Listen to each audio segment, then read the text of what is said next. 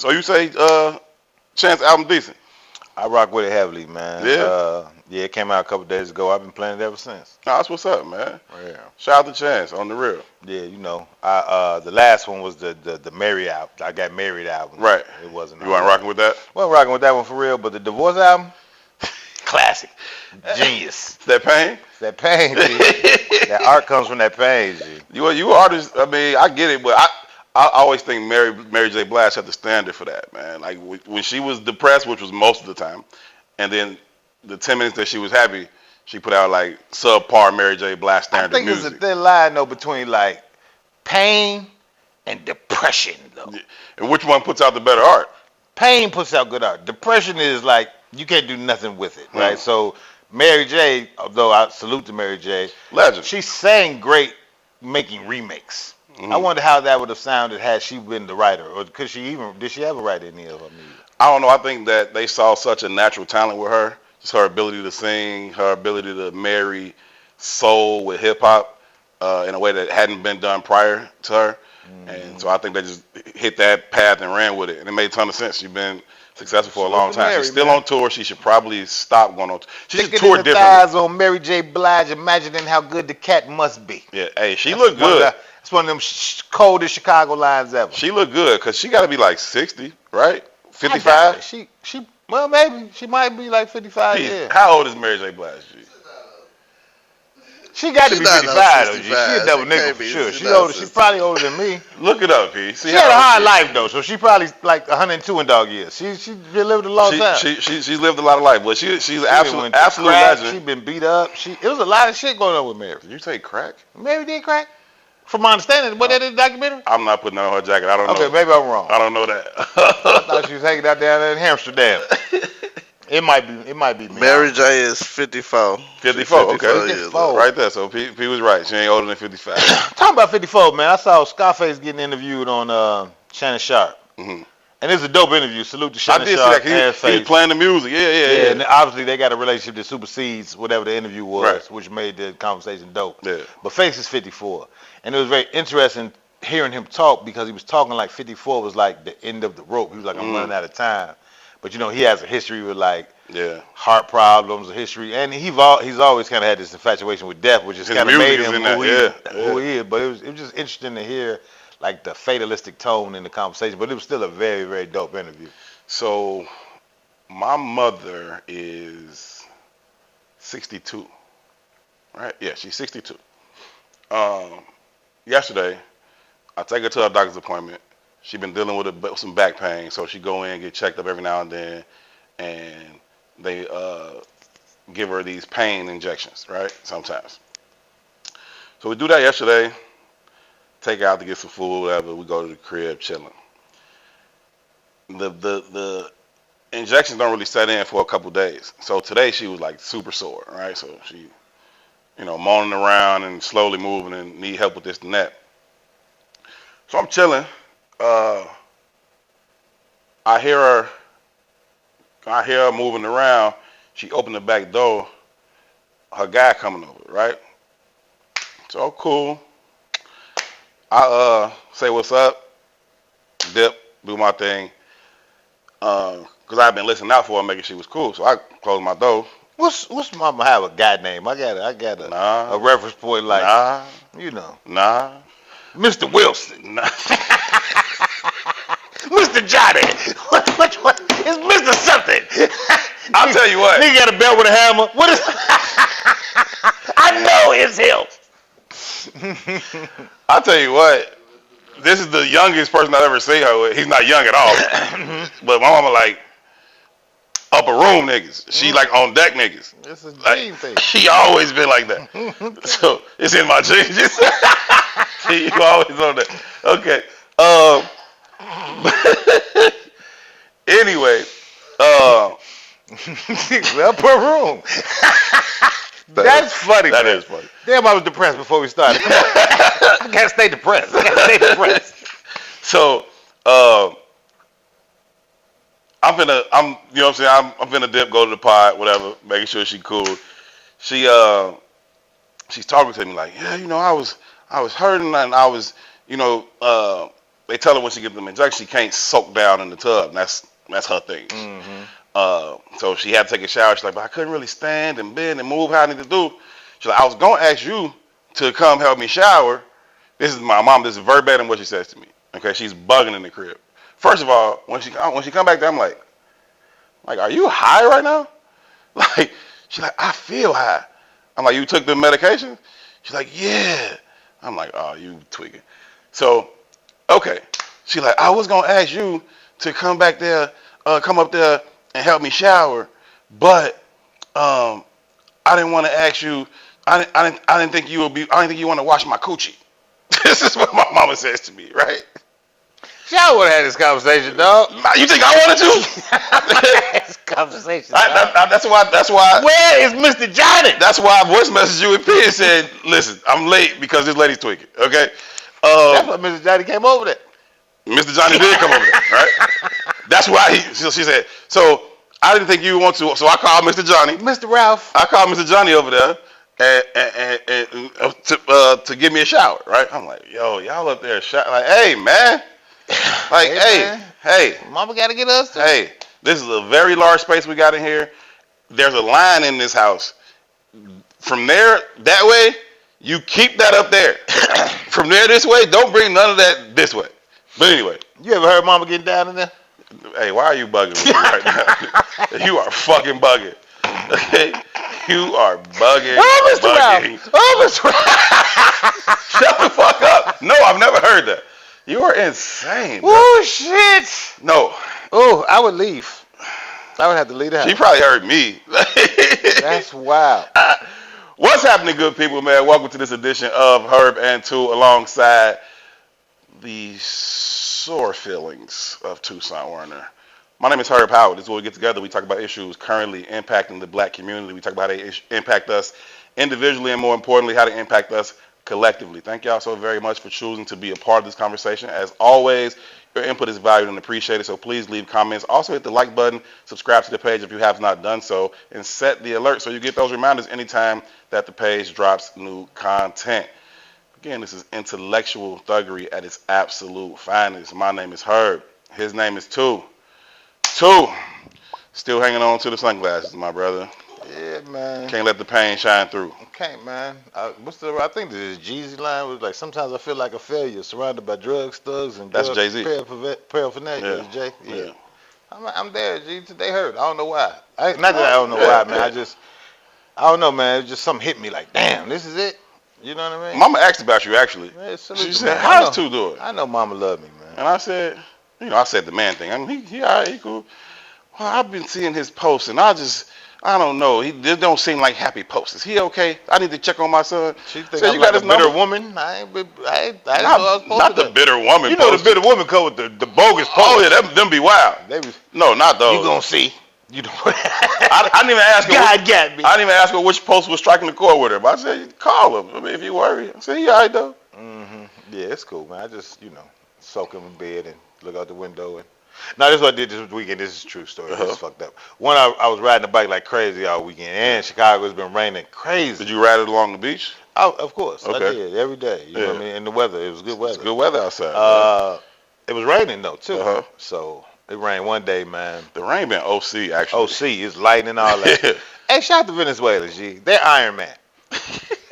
They are, G. I don't understand it, right? So I'm riding and it gets to raining, but this is me on my depressed shit. So I'm getting my spiritual cleanser. It's great for your video. I'm riding in the rain like Chris Brown. It's great for you. I got my head up. It's perfect. I got my glass on. Just take it. It's perfect. Cleanse me, God. Cleanse me. Make me over again. You know what I mean? But it's lightning, and I'm looking around, bro. Mm-hmm. The Venezuelans won't get out the water. Oh yeah. No, it's not. Oh yeah, like lightning, homie. Get out the water, bro. Bro, they used to it though. No, man, you gonna be a fried piece of chicken. You stay there while the lightning hit that motherfucker. It's over. Yeah, but I'm just saying they spend so much time by the water. Like they also own every inch of the lake south. They're not playing. They are not playing, G. We have it at night when the little lounge parts of the lake kick off. But the rest of the day is Venezuelans. Yeah, and they be up there then too, cause I be going to Reggie's on the beach on 63rd. Back there they be kicking it. They don't be in the lounge per se part, but they back there. Yeah, they all day long. Yeah. You know, but when the night fall, I usually just see the black folks doing, you know, the dancing and stuff. But all day long, it is nothing but Venezuela. They out there, huh? It's wild. You know what I mean? I don't know. Different times. Yeah, man, it is what it is, man. But yeah, man. So just been, you know, trying to what's the word I want to use here? Find me. Yeah. You know what I mean? It's a journey too, man. It is, G. I was actually having that conversation last night with my friend, and you know, I was talking about the journey of finding myself like post marriage, and that was just my thing. Like it was just like, well, who the fuck am I outside of this thing that I've been doing for so long? Mm-hmm.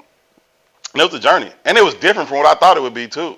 Like I thought it was gonna be like, I'm outside, woo up the bam, and I was like, I'm not even the outside woo up the bam nigga. Mm-hmm.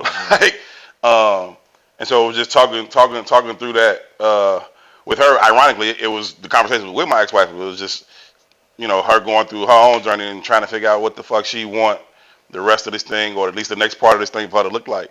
And I was like, man, for me, it was just a freaking trial and error, like figure it out. But even more than trial and error, figure it out, because that part came kind of quick.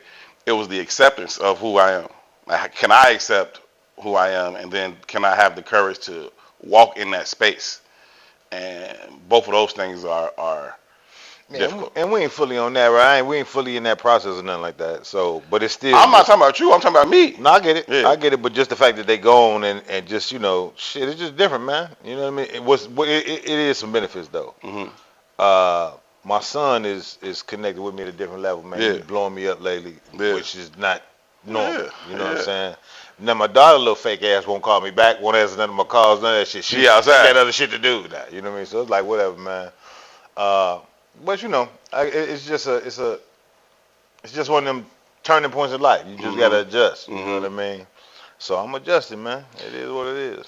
No, that's what's up, man. Hey, man, did you get a chance to see that Amanda Seales versus? Yeah, man. She went 1-on-20, man. Black conservatives. I like the aesthetic of it too. The way she did it. Put her chair and desk in the middle, and got these 20 black conservatives around her, and they coming up one at a time to have this one-on-one debate with her about, you know, these conservative black issues. And shout out to Amanda Seales, one, for the aesthetic, but two, she was smoking their ass. So I salute it too. You know, I'm not the biggest fan of Amanda Seales. Yeah. You know, I think she plays victim a lot. Yeah, but I can evaluate things separately. Like, you know what I mean? No, I do. I salute. I think it was great. I wish she would have produced it or managed it herself. I saw it was a team that did it. Mm-hmm. But you know, just because of who she is, she could have did that herself. And it's getting such acclaim, it would have been great if she owned all the rights to that shit. You know, but that upfront money hit though different. Yeah, that's true too. You gotta take what you gotta take, right? It's that moment in time in the economic form too, though. But she didn't really debate though, right?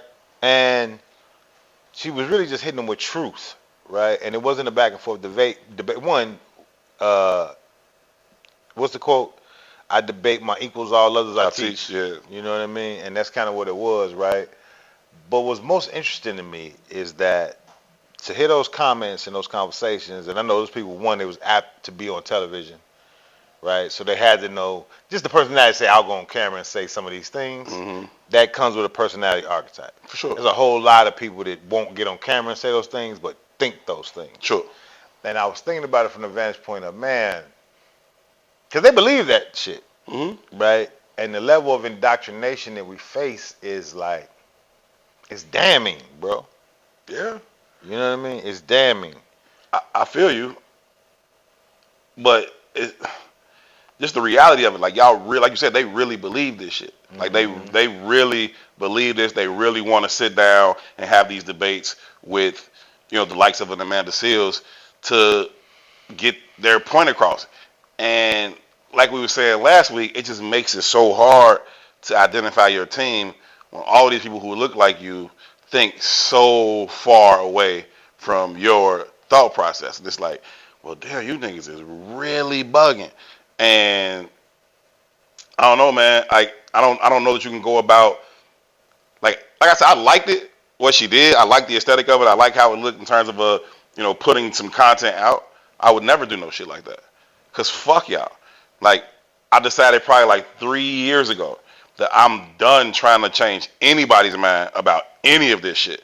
My sole mission is to find my tribe and build with them. This idea of me trying to change 30, 40, 50-year-old minds, not me. I don't have the time and the energy. Because when I first got into this shit, right around the time we met, I was all about, like, how many minds can I change? How many people can I bring on? I ain't trying to. That shit will wear you out. Or at least it wore me out. And so this changing people's mind in terms of like where we need to be doing or where we're trying to go. Hey, shout out to Golden Child, but you changing the minds of 15, 25, and you getting some of the OGs on the blocks to do it. Salute the fuck out of that. But once you're talking about 30, 40, 50 years old, 60 years, hey man, I ain't got time to change your mind about shit. So I had a full out different thought. Mm-hmm. I think it's necessary that we figure out how to change their minds. I don't even think it's very possible in the scale. When you talk about the scale to make it impactful, and again I'm talking about older. Like salute what Golden Child's doing. I think he has the target market. He's going to the right people to be able to make an impact. But you talk about these older generations. I don't think I can flip enough of y'all for it to even fucking matter. I might can change one or two of y'all, man. But by and large, am I gonna flip black conservatives to think some other shit? Well, no. Being black and conservative. I mean extreme conservative. Ain't nothing wrong with being conservative. Well, I think it's oxymoronic. I don't even think they can exist together. What you mean? Personally, I don't think a black conservative can exist in the context of what conservative means in today's politics, right? I do not believe that there's a left and a right. I believe there's a right and a far right. That's all it is, right? And I think it was interesting how Amanda handled that conversation too, because they came from the context or through the lens of political party, which also is representative of a thought process that says I anchor my identity into XYZ. Sure. Right? And she kept responding like, I'm not a liberal. Right. I'm not a Democrat. Right. Stop calling me that. Right. Well, I think she said I'm a revolutionary or a radical or something, but I'm not that. Right. I'm not that in which you are labeling me, right? But it brings me back to Booby, right? Because blackness is not an ethnic group, it is a political declaration, and it is only in opposition to whiteness. So it's very interesting when you start moving that identity palette away, and now I attach myself to red or blue, to Democrat or Republican, right?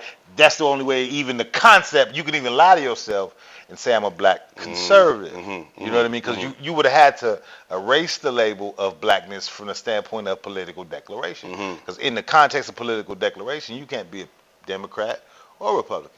I'm just black, and whatever fits my benefit in this moment in time to achieve my goal. That's what I am. That's what the fuck I am. But we don't think like that. So my thought process, what it brought me back to was the question you asked last week. And you was like, man, can we have fun?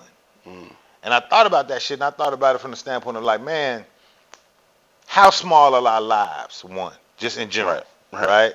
The average person, how small are our lives? And I thought like, how many pots can we have to say this is fun? Right. How many things represent fun? Like how many things do you do in your life you think that's for fun? How many activities you go through that you think is for fun? And I mean through the totality of your whole life. About 3. I found 3 things that bring me this feeling of fun. I think that's about standard. It's sports. It's like leisure, socializing, drinking or whatever, playing spades, that kind of shit, and sex. Yeah, I think that's about standard. I thought about that too. It's like 3 things that are. As I've gotten older, I found nature to be fun. Like I don't even know if it's fun. It brings me a level of peace and joy, I should say. Yeah. I wouldn't even describe that as fun. So no. 3 things. I fuck with that, but I thought about it from that context. It's probably like 3 things that the average human being deems as fun, and it don't really go far from whatever the standard spectrum is. Sports, socializing, sex. I can't see too many people saying sex ain't in their 3. It gotta be. You understand what I'm saying? I hope it is. I can't see too many men saying at some level, sports ain't in their 3. And if it's not sports for you, maybe it's theater for you or video games. That might be the one that's interchangeable. Yeah. You know, or it might be 2 interchangeable. Yeah. But sex is gonna fit in somewhere. Yeah. Right? Yeah. In most instances, right? Yeah. So in context, humanity lives small. Right? But the rest of that time they spend inundated in the narrative that somebody else tells them is fun. Yeah. right? Hence the invention of TV, the idiot box. Hence scrolling, doom scrolling. That's you. Outside these three things you do for fun, and the one thing you do to survive. Right. Your whole life is indoctrinated by somebody's narrative, because that's where you spending all your fucking time. No, that's real. Right? And I said to myself, well, shit, how can I get an inkling of that time? Right? And if I can get an inkling of that time in a way that shocks or appalls or whatever, just cuts through the muck, just makes noise. Yeah. I could pull a bunch of you motherfuckers away from them thoughts. I really believe that. I don't know, man. They run so deep. Like, that's what indoctrination is. That's what it means to, like, fully assimilate to a society. And, like, somebody else screaming about something else is like, that don't even make sense. I'm not hearing it. You know what I mean? Like, I'm listening, but I'm not hearing it. And most of the time, I'm not even listening. But in most instances, the counter message is presented in the same way that the dominant message is presented. Mm-hmm. And it's presented in the same way the dominant message is presented, because the dominant message controls the distribution channels. Because where am I going to find these fuckers? People's rules, right? Yeah. So I think you just be creative, right? And I think that's why Umar cuts through, right? Now I think as he gets more attracted to the capital that he's been able to gain what has from he TikTok changed? Culture. Other than his celebrity status, what has he changed? Tangibles I can't say, but I don't think it's a tangible that we're looking for. I think it's the philosophy that we're looking for. Yeah, and I don't think that's changed. How do you change the philosophy? Worse, if anything. Well, it depends. Depends on who's tuned in. And I'm using Umar, but we ain't got to use Umar. We could use whoever you want. We could use King. You could use Farrakhan. We could use King, Malcolm, Farrakhan, all that. And we'd be fooling ourselves to say that they hadn't created some level of tangibles, right? Sure. Not tangibles, but had some level of influence to change the minds and philosophies of a group, right? Sure. So if you think about Elijah Muhammad, Elijah had actual tangibles. Sure. Right? Elijah had a trucking company. Elijah had homes. He built the mosque. Which is why they were able to call themselves a nation. All those things. He bought all the tangibles. He bought the school. Respect to Malcolm, respect to Farrakhan as well. But they ain't done none of what Elijah did. But what they did was they added probably 24 mosques apiece, because Elijah couldn't do what they could do. Right. The charisma, all that. Whatever it was about their message. And when you think about it, in context of whatever the larger message is, both of those characters was shock and awe. Mm-hmm. Right? Malcolm has by any means necessary at a time when standing by the window with a gun, I'll shoot a white man, I'm with the violence. All that shit that the average black man would not say publicly for goddamn sure at any time during that time period. True. But let's look at it from this lens. You often talk about in the hip-hop lens about how the Jay-Z's, the Diddy's, the Birdmans, the Dr. Dre's come to rise to be, hundreds of millionaires, billionaires, whatever you want to label them, right? Mm-hmm. And you often mark that as simply when they were born. They all within 5-6 years of each other age-wise. They hit the game in the same time, within 5 or 6 years, and were able to capitalize on the time. I would say the same thing about Martin, about Malcolm. Black people were just coming I don't disagree at all. I mean, as free Americans, free air quotes, right? They were just coming to be. So everybody's looking about, okay, which way am I going? Which path am I going to go? Which way I'm going to follow? Who I'm going to listen to? And so there was an opportunity there. You fast forward 60 years later, motherfuckers is who they is. I don't disagree, but the times change, mm-hmm. right? Who could have predicted COVID? Nobody, right? Except the people that invented it. But during the moment in time when COVID happened, messages and how messages got proliferated changed, right? How people responded changed, i.e. you get the George Floyd energy, you get the riots in the street energy, you get the Black Lives Matters energies, you know what I mean? I think Trump and Trump policies and politics is going to be another catalyst. I think it's going to have to be. I agree. It needs to be. It has to be. But I think at the same time, you're constantly fighting against this larger force that says, okay, sure, this energy was born out of the pandemic, right? But there's this whole larger thing that was also born out of that, which was, y'all sit the fuck down and we'll tell you everything you need to know, right? We'll put it on your phone. We'll put it on your TV. We'll deliver it to your fucking front door. And so now the Amazons and all that becomes the dominant shit in the world, and the Bezos of the world and the Elons of the world, they go from very fucking wealthy to stupid fucking ignorant dumbass fucking wealthy. And then they just start taking over the world. They buy elections. You put niggas that ain't even read a fucking book in, cabinet positions, and that's a much greater thing than okay, y'all came out in the streets and shouted a few times. There's a huge but though. Sure. Right? I None like of that big happens butts, and I can't- okay, until life goes back to normal. Right? What is that? Until you back in the rat race of capitalism. Right. If we still at the COVID where you stuck in the house, it's still the same energy. You can cut through. What I'm saying is that the things that Trump is doing right now are so radical, at least in the context of our lifetime. Right. Right. And where they're going to lead to, at least. And I'm predicting shit. Right. I'm looking at the writing on the wall. So I see which way this motherfucker going. You know what I mean? Like he is going to try to repeal the Voting Rights Act of 1965. I see that. I said that shit last week. He's going to do that. He's going to try his damnedest to repeal that. Yeah. He is going to. In my mind, again, these are all two Stradamus thoughts. I give you props where it's due. You've been on right on some shit. I do believe he's going to try to run for a third term. Oh yeah, right? We talked about that. I do believe he's going to do those things. Right. I do think he wants to be a dictator. I do think he's going to implement whatever levels and strategies he can to try to pull that shit off. Mm-hmm. Right. And it's going to be imperative that the people push back, or he will be successful. Mm-hmm. But you got shit like July 4th. There was in Texas, man. There was they just caught these people too.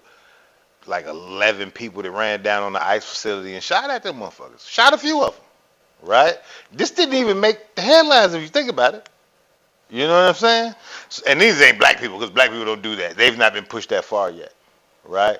But my point is that those pockets of people exist. And they only exist because life is getting that hard for them. It pushes you to the edge. You have to be pushed to the edge of discomfort to make you move. If I go over there and lay down on that couch and get comfortable, I will fucking stay there. And it won't be until my back gets stiff or my knee get uncomfortable or my neck starts to cramp up, then I will move. Then I will turn over or adjust myself in some kind of way. But as long as I'm fucking comfortable, I will sit there. Even though it's like, nigga, you know what I'm saying? Like, but that's kind of my point. The economics of this moment in time is going to push people to that space. I saw something today that was like the 10 worst cities to live in currently. Right? Yeah. And it wasn't talking about violence or nothing. It was like, man, the economic investments of being here. Hospitals are closing. They can't be here because Medicaid don't exist here no more. Your ass just gonna wither and die. It just is what it is. And it's places you wouldn't even expect. You know what I mean? It's BlackRock has owned so much land in this space, so rent prices are soaring, but capital is not. Right, you're not getting no new job opportunities. There's no new development. Right, you just fired 175,000 black women. These are communities that are collapsing in our faces. We ain't talking about the shit like that, but I said last week, man, when the black woman falls down, the black community is gonna fall for sure, because the economics of the black community rest on her shoulders. Right. That's the point, though. You have to be pushed to do something else. You get so fucking comfortable with the shit, man. And that was my whole point when Trump was first running in 2015, 16. It was like, yo, put that motherfucking office, because y'all have got way too fucking comfortable with this bullshit. This is bullshit. And now that he's such extreme with it, people like, oh, I wish it was just back how it was 10 years ago. Forgetting that 10 years ago and 20 years ago and 50 years ago and 100 years ago and 400 years ago, this was bullshit. You have to get moved to a point of such discomfort that you move past that. Again, I go sit on that fucking couch. I get comfortable. I'm cool. Shit can be wild as hell. I don't even know that there's a fucking bed out here. Nigga, you can go get in a bed. Mm-hmm. That's cool. I'm comfortable right here. Okay, well, let me flip this dumbass couch over so your ass can go find a fucking bed. Because you think this is the shit you got to deal with. No, my nigga. Like, and is it fun getting flipped off the couch? Nope. That shit is mad unfun. And it might hurt. Mad unfun. And it might hurt. And then you got to do the work to go actually find or build a bed. But that's just what it takes. Otherwise, you're going to lay on that couch forever thinking this is the shit. This is not the shit, my boy. Did I send you that Instagram post of the mayor of Baltimore? Nah, what's up with voicemail? Nah, what's up with him? Man, I should have gave it to P so he could play the audio. He played a voicemail of the type of phone calls he gets on a daily basis, right? Mm. And it was obviously a white person. And it was like, man, fuck your crime stats, nigga. You just a nigga. Baltimore's ran. They said nigga about 700,000 times. You know, it just was interesting to see. Like, if I was the mayor, as somebody far had as to we think filter we've my gone. voicemails. Yeah, I'm not finna listen to this shit, Joe. Well, you know, again, to be in that position and be under scope, like you're under scope, you're a target, man. And just like anything else, right? If you under target, I saw some other shit, some Stokely Carmichael shit. And he was talking about how dumb capitalism makes you, right? Because it forces you not to question your enemy.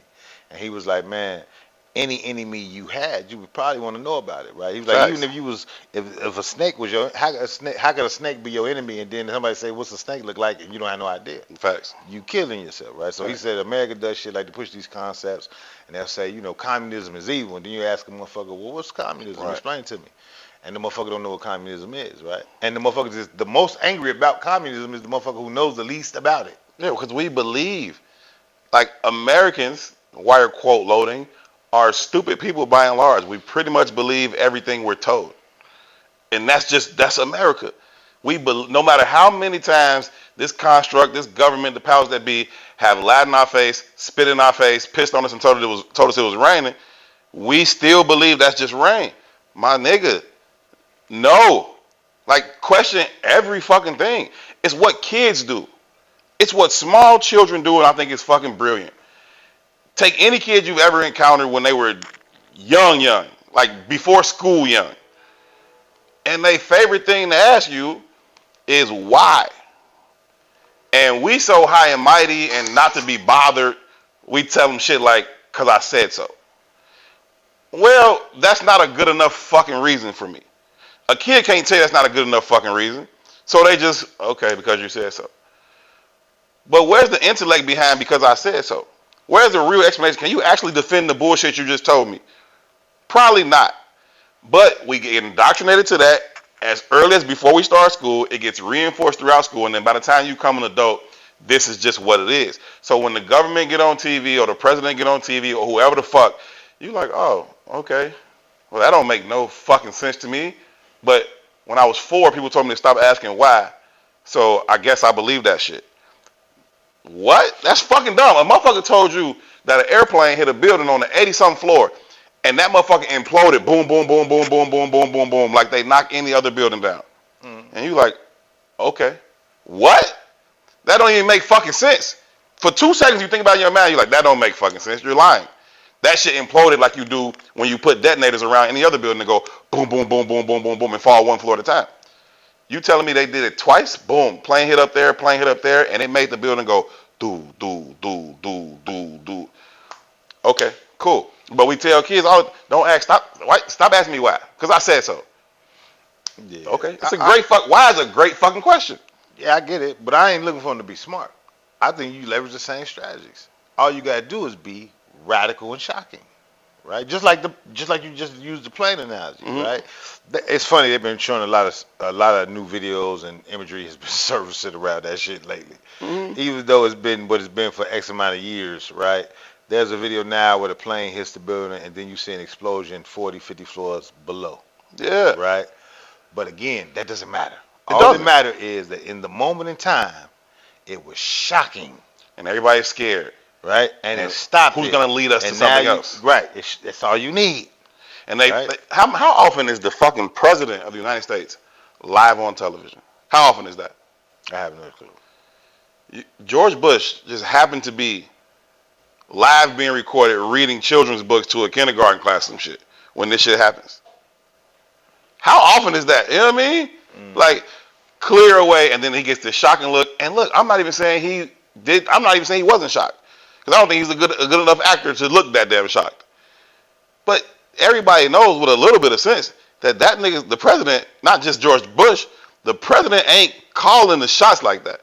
So they keep him in the dark on purpose, and then they do, and they gonna tell him like, yo. And I'm not arguing why it works or how it works or is it worthwhile. I'm saying leverage the same strategy. And then they go on a 20-year war about we don't know what the fuck. Weapons of mass destructions. The fucking insurgents in the Middle East. Barack Obama. Saddam Hussein. Like. But all of it. Even if all of it was orchestrated. And I'm just using that as an example. I'm not even trying to harp on 9/11. I'm going to use the same example. Yeah. Even if all of it was orchestrated. Mm-hmm. Right? A motherfucker can't rob me on the street with a box cutter, G. Mm-hmm. You can't take $5 from me. Right. Right? Right. Box cutters took down all them planes. Now, my logical mind says you can't rob me with a box cutter. You damn sure ain't finna fly a plane into a building with me on it with a box cutter. But there's a very different response to a box cutter when a motherfucker don't say nothing to you, wakes up and slits somebody's throat. Now you ain't responding to the box cutter no more. You're responding to this murderer squirting out of motherfucker's throat. I've never seen nobody's throat get slit right in front of me. The box cutter's gone. That's a chopper now. You know what I'm saying? That's a whole different thing. It could be anything. It could be anything. It's 300 people on an American Airlines flight. And everybody will be They paralyzed. ain't seen that shit, man. Nobody's seen it. And you're paralyzed. I'm saying the same thing. You can leverage the media in the same way, right? For Martin or for Malcolm, it's saying, hey, man, I'll shoot you, hunky. At a time when you don't say that. You don't say that. You don't say that at all. Jeff Ford? You know what I'm saying? It's Jeff Ford say, bring your ass over here and I'm going to kill you. You don't say that. You still don't say that, right? And as much as we think we've elevated past, if you look at traditional media outlets today, you say less today than you said then. Oh, yeah. Right? Joe Budden's in got trolled last week because Mark Lamont Hill was talking about his peers dying in Gaza, like reporter peers. Right, and why he won't go over there, like. Yeah. First of all, and they was like, go over there, because of fear and the threat of their capital being challenged, they move right the fuck along. They ain't say sorry to hear that. Okay, Mark, shut that shit up. Move to the next topic because we don't even want to have this conversation. Yeah. Right? So just having the gall to say, man, nah, fuck that. It's a different thing. It's some different shit. And you might, and the moment in time is going to come. So you might be able to stand in front of that, get some response at it, and I think it's a necessity, and I think it's going to happen. I think all of it has to play together, right? I think it has to be like, it's the perfect storm. It has to be like the perfect storm. And what I'm saying is you can damn near predict the perfect storm. What this dude is doing, these things are going to happen. When these things happen, you will respond, but not because you want to respond or because you're just in this space. You don't have a fucking choice. Life is going to be fucked. And you're going to be looking for a lifeline. Your survival depends on you doing something. Looking for something to believe in. Why not give you something to believe in? They use conspiracy everywhere. In the courtroom all day. Conspiracy to commit murder. Conspiracy to whatever the fuck. And it's fine. All a conspiracy theory is, I think, one or more people conspire to do some shit behind everybody else's back or some illegal shit. That's all it fucking means. It's the basis of the RICO. Right. Then my question then becomes, what about the history of America makes you so confident that they wouldn't conspire to do some bullshit behind y'all's back? What about the history of America says they wouldn't conspire to do some bullshit? It ain't the history. It's the comfort. That's why you don't think it's the couch. You made the analogy earlier. Yeah. Nobody knows about the history. It's the comfort, right? I ain't shitting in the back house no more. Right. I shit in my bathroom. I'm good now. Right? I got a TV with me while I take a shit. I'm good now. You understand what I'm saying? And this TV has unlimited channels I can scroll through. I'm good now. I'm good, right? But even to have your TV and shit on the toilet in the house, your mama still got to have that AT&T job. And the minute that goes away, the TV and the shit will do too. All of it. You understand what I'm saying? So now that you got this moment in time to get your fucking attention, you got to be radical in doing it. But that's what's interesting. You mentioned the Joe Budden podcast and what they will and want to address and why. What's interesting about us and the tagline being intellectual thuggery. Anytime, I would say in the past 6 months to a year, we've gotten more people to hit us up and say, "Can I come on the show?" than ever before, right? We've had that throughout, but we would often call people like, "Yo, you come through the pod." People pull up. But last 6 months to a year, people have just been calling like, "Can I come to the pod?" And what's interesting about that to me is people also always like, well, what is Herb Tou going to ask me? What's the topic? What are they going to talk about? What are they going to say? Because a lot of people are afraid to be associated with the shit that we not afraid to deal with. Like, you motherfuckers blew them buildings up. Now come do something to me about it. Like, whatever. You know what I'm saying? And most people don't want to be close to that. The mayor came and sat right here in this fucking chair, and it's like, well, and I salute him because not one time did he have his people ask us what we was going to talk about. Can y'all send the questions before? Because I'd have said, fuck no. You know what I'm saying? We're going to have a conversation. If you want to have it, cool. If you don't, also cool. But we not scripting nothing for you and throwing layups to you. But even since then, we've got several other politicians that now want to come and sit in this chair and talk to us. And it's like, well, when the fuck did y'all want to start having these kind of conversations? Because there's a lot more safer conversations for you to have. You go on the news and talk about what the fuck you want to talk about. But what happened was 300,000 black women lost their jobs. You understand me? What happened is the motherfucker in the White House uses that strategy. He uses radical right. Right? He don't play by any traditional rules. What he basically says is, hey, I'm a white supremacist. And he uses dog, whistle, and tag and code words. Not even code words. He don't even use code words. He got taglines. He outside. G. He's outside. He outside. Right? So you got to understand who your opposition is. And you better fucking fight back. That's it. That's the only difference. So hence, whether we're ahead of the curve or not, the fact that we have these brazen kind of ideas and conversations, it's just the moment in time it's catching up. And it ain't even catching up. It's been here. Everybody just lying. That's what I'm saying. There's a level, it's intellectual thuggery. Okay, cool. You read 1 million fucking books. I've read a couple 100,000 books. And I'm exaggerating clearly. But you read all the fucking books. I've read some of the fucking books. I read them all, but I get you. You know what I mean? So the intellect is there, right? But there has to be a level of gumption that comes along with it. It's all gumption. Ain't got shit to do with intellect. No, it does. I don't think so. It does. Like, it does. You got to be smart. Like, just because you will run through it and kick a door down don't mean shit. When you kick that bitch down and get shot. You could read 1,000 books and open the door and still get shot. Yeah, it's a combination. Or you can read 1,000 books and stay your dumb ass outside. Yeah. Or stay your scared ass outside. But most motherfuckers who are smart are paralyzed. Right. So you can be smart and scared, and you can be tough and dumb. It has to be a marriage. You need to be tough and smart. Because these motherfuckers are playing a different game on a different level. So it takes both. My point is, like... Man, you got to let go of whiteness, G. The white philosophy of life is very linear. It's life, death. The black philosophy of life, or the African tradition of life, is circular, right? So there is no death. There is no beginning. There is no end. And you got to get back to that idea. I never leave this motherfucker. I am God. I might just show up in a different form. Sure. And when you think like that and you move like that, the belief in loss is very different. I ain't going nowhere. I'm going to always be here. You can't make me leave here, so I shouldn't have fear of it. Man, what's the drug, the lose weight drug? Ozempic.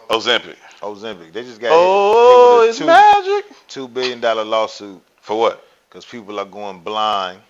Yeah, it's fucking dumb. And I forgot what the other one was. It's something about That's enough. Their stomach.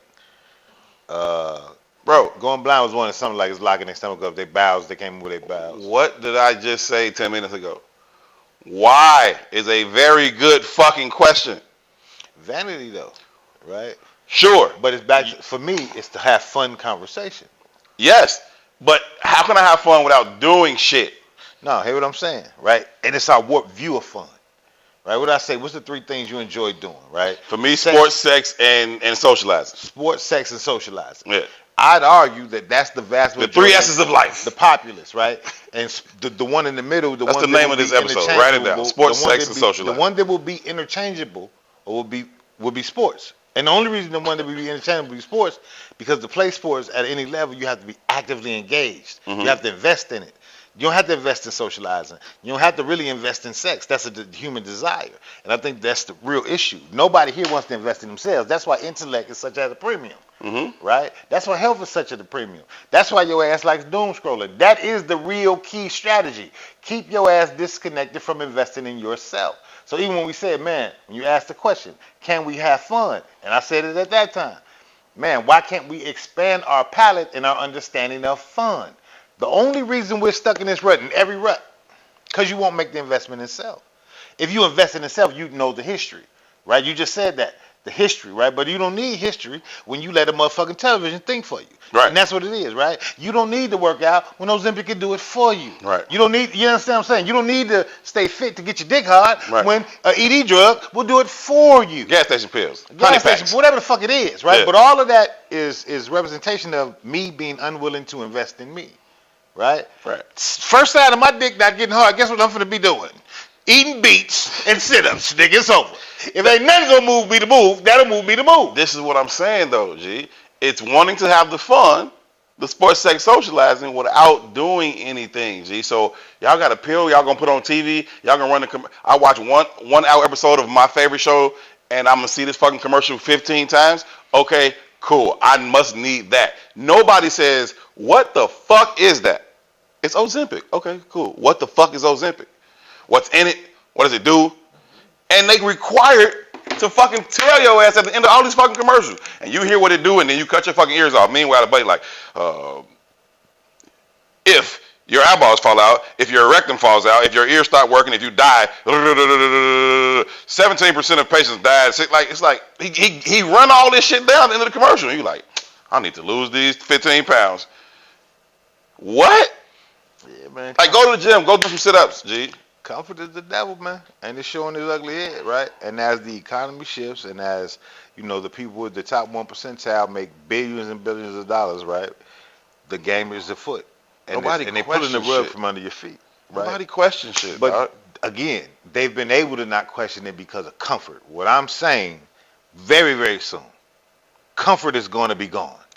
Yeah. Right? And nobody's prepared to be uncomfortable. And when people are uncomfortable, people are unstable. And when people are unstable, shit changes. And what I'm saying right? is... Now, the question has to be, how will shit change? Who will guide the changes when the shit comes about? Right? There's an opportunity for anybody who has the goddamn gall to jump in front of it and say, this is the way the goddamn ship going. So that I agree. You know what I mean? This is the way the ship should be going. That I agree. And it's going, and you cannot be streamlined. You can't walk the line and dictate which way the ship's going. No, you got to step hard as fuck, right? Walk tall and carry a big stick. Otherwise, nobody's going to listen, right? So in that moment in time, the most radical, thoughtful, thought-provoking person is going to be able to move a group in a different direction that's going to shape the new perspective of this country. This shit is going to fall. Quick. Right? It's going to fall, but it's going to rise again, as all things do. Of course. Right? As it rises again, what energy? What does that reiteration look like? Right. What's that reiteration look like? Right. And I got children, so I'd be a fool to say more of the same. No. It's got to be something different, but it got to be some work to go into building some different shit. So we will see what that looks like, man. Before we get out of here, man, the Bears are building some different shit, man. They won one game and lost one game. They had a tie. So. Okay. And then they won. They lost one game and won one game? It doesn't even matter. It's preseason. They don't even fucking count. But I'm saying that's about. They don't even count. Some of the shit about the preseason not counting is wild. Not the scores and the records. I don't give a fuck about that. But it was a shorty from Jacksonville. They kicker hit a 70-yard field goal a couple weeks ago. This nigga hit a 70-yard field goal. It would have been They drug test him? He might need to, G. He booted this beat. Boom. Like, damn. He a little fella, too. And his last name is Little, too, which is weird. He a little dude, but he booted this bitch 70 yards. It would have been the NFL record, longest kick in history. It would. Preseason shit don't count. They couldn't keep that as a record, though? It's preseason. None of that counts. Your preseason. That fucking sucks. Your preseason touchdowns don't count. Your preseason interceptions don't count. Your preseason yards don't count. Oh, that sucks. And your 70-yard field goal don't count either. Yeah. It would have been the record by 4 yards. The record is 66 yards. Shorty hit a 70-yard bomb. Insane. But the Bears, they had a good showing. They beat the Buffalo Bills 38-0. And per usual, Bears fans are overreacting like, Super Bowl, Caleb is the greatest. Woo up the bam. Ben Johnson, the best coach ever. It's like, it's the preseason. Yeah. The Bills played none of their starters, including their reigning MVP quarterback, Josh Allen, didn't play. But, shout out to the Bears. They did perform well. Don't take nothing from them, but let's put it in the proper perspective, people. Shout out to Sadiq, too, man. I know he did. I tried to get down there and catch Shout out to Sadiq for sure. I know he did the vegan tailgate. Yeah, man. Plants on the grill. Plants on the gridiron. Plants on the gridiron tailgate. The first one, he did it Sunday before the Buffalo Bears game. And it was nice. It was a pretty good turnout. Had the DJ, had the vendors out there. The food was on point. There were games, it was spades, it was dominoes. They had big Jenga. Ladies was jumping rope. I be bigging Sadiq up so much. People don't even believe me when I tell them, man. Like, one, I was over his house not too long ago, and he put some plants on the grill. Yeah. You know what I mean? Yeah. Every time I eat at Sadiq's house, the food just gets better, and better, and better. Bomb. Right? Bomb. Like, if people understood how good Sadiq's vegan food is, right, you couldn't sell meat, bro. At this point, like, I just stopped calling it, like, vegan, plant-based. Like, it's just food, and it's fire. I think, like, that'd be the thing. Like, people be like, oh, we got these plant-based this or that or the third. Yeah, he had me eating and some of it zucchini off the grill. I don't even eat zucchini. That shit was so good. Should be a Yeah, bomb. that shit was delicious, man. Shout out to Sadiq. Shout out to Sadiq for sure, man. Look forward to the next one. I think he's gonna do the next one before the Bears Saints game, which I think is like week 6 or something like that. So week 7, something like that. But yeah, shout out to Sadiq for sure. I'm proud of him for putting that together. He hit me up like, I'm thinking about doing this. You think it'll work? I'm like, yeah, I think it'll work. And he's like, you'll help me with it. I'm like, I'll do what I can for you for sure. On terms of promotion, I'll come get on the mic for you. So we talk, find some Bears, ex-Bears players, whatever. So he did his thing, man. I think they got a thing brewing. It was a good time out there for sure. That's dope, man. Yeah, the bigs came through, did some recording, get some video and shit like that. It was cool. So shout out to Sadiq. Plant-based African Center for Nutrition.org is the website on that to stay in tune with what he got going on, or just follow him. Plant-based African with a K on social medias. Man, under the act too, you was talking about the politicians we're gonna have, man. Alderman Desmond Yancey reached out to me too, man. We're gonna get him on. He has a fundraiser Thursday at Reggie's on the beach. I don't know what it costs to participate in that, but we're gonna get him in here, talk to him for a little while. Not before his event, but yeah, soon after. Well, let's do it, man. Let's listen. This is open. It's open house. Y'all hit us up. We think it's a worthwhile conversation. You're more than welcome to come chop it up with us. But it's Herb Tou. It's intellectual thuggery. We will have the conversation as we have the conversation. So, but you're more than welcome, man. Come through. It's a lot of people we got to get in here. I'm hollering at you, Golden Child. I'm hollering at you, Dilla. It's been a minute. Follow through, man. It's a few of y'all that we got to catch up with and holler at, man. Real quick too, before we close out, man. Salute to Benny. The Butcher? Benny the Butcher. Or the Bull? No, motherfucker, Benny the Butcher. And Freddie Gibbs. Shout out to Gibbs for sure. Gibbo, what up? Just recently they pieced up their problem. And to the point we was making earlier about 2025 being in the most recent years, some of the best hip-hop that's come out this year. Gibbs just released a record, and everybody's, critically acclaiming it or whatever. You heard it? I heard some of it. I ain't got the chance to sit down and listen to it fully, but I heard some of it. Yeah, it's cool, man. I talked to Will too, trying to get him on, man. It's cool. They was comparing it to the Clips album. I don't necessarily get that, but between the Clips, Gibbs, the Raekwon album is dope to me too. Raekwon, I forgot about him. We was talking about earlier. Yeah. Nas been on a few projects this year. And the Chance album. And I want to say something so bad, but I can't. I almost let it slip. But Nas has a treat, and we're uniquely attached to the next Nas treat. I'll tell you about when we get over there. Dope. I love it. Hove is in the lab too. And I can't wait to hear it. That's trash. You ain't fucking heard it. He done with it? I know it's trash. You just know Hove put out some trash shit. He doesn't write his raps. It's trash. He doesn't write his raps? Yeah. Because he just thinks them? Yeah, or somebody else thinks I'm not honoring that anymore. This is a moment of real artistry. All that fuck shit you've been getting over, I'm not going no more. Nigga, you quoted him twice this show. Yeah, the old shit when he was still writing. He wasn't writing then. He was writing. He was lying to y'all. His new shit is huff as fuck. His new shit that I haven't heard is huff as fuck. That's terrible, man. That's terrible. I know you don't like Beyonce, the man in that relationship. No, salute to Beyonce. It's crazy. Come on, man, close the shit out, man. I'm finna close it out. You keep hating on niggas that don't need to be hated on. Oh, this album's dropping. Shout out to Nephew, man. Little TJ, Papa J got his project out, man. Yeah, salute. Go check that out, man. For real. He been putting out fire, bro. You seen his videos lately? He be like at the gas station, the corner store, and just kick off dancing and shit like Usher and Chris Brown. Yeah. Then there'll be a bunch of people around him. He doing his smart thing, man. It's easy on the budget. It's genius. Hey, nobody spending money on videos like they used to. You're not seeing no motherfucking Missy Elliott, Michael Jackson, Busta Rhymes, Bad Boys videos that's also no more. Kind of what I've been saying. Fuck what people doing. Be creative and cut through. This is the moment to cut through in every area. I don't know, man. I feel like Chief Keef and them ended the video era, G. Only cause they cut through with 65 niggas in their grandma's living room with no shirts on. It was something different. Didn't cost them shit. It was just different. So those niggas put out a video with an iPhone and 60 niggas with pistols, and it went 100 million views. Like, well, why the fuck am I spending 100 million on this video? And shout out to dude to be doing all the videos. Do that, then you got to spend 100 million on the video again. That's how it works. Either way, Papa J got some fire out. Salute. Go check it out. We have to slide. Thank y'all so very much for choosing to tune in to this episode of Herb Tou. If you got something out of it, please make sure you hit the like video. Make sure you subscribe to the page and share it with at least one person that you think would add value to this conversation or find value in this particular conversation. Again, this is Herb Tou. It's intellectual thuggery at its absolute finest. Huge shout out to Pete. P.I. has been putting in the fucking work around this motherfucker. I see you, P. See you, P. It's looking good. It's sounding good. Everything is on point around this joint. And we got new alphabet letters, like on the refrigerator.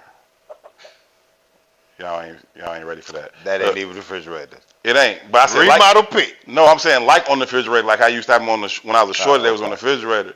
Them type of letters. Y'all get some behind the scenes access, or y'all get some invites. Shout out to all the official dirtbags. We're gonna have y'all come through the studio soon. Come hang out, come vibe, kick it with all the official dirtbags. Join the Patreon, be an official dirtbag. Come rock with us, and y'all can get to make some words on the joint. But shout out to P. Shout out to E4O. Handling business as always. Not with us in the studio. Took Nyla down to school. She is now an LSU Tiger. Go Tigers. He'll be back doing what she does all the time very, very soon. For Tou, I'm Herb. Y'all be good to each other. Peace. Assalamu alaikum.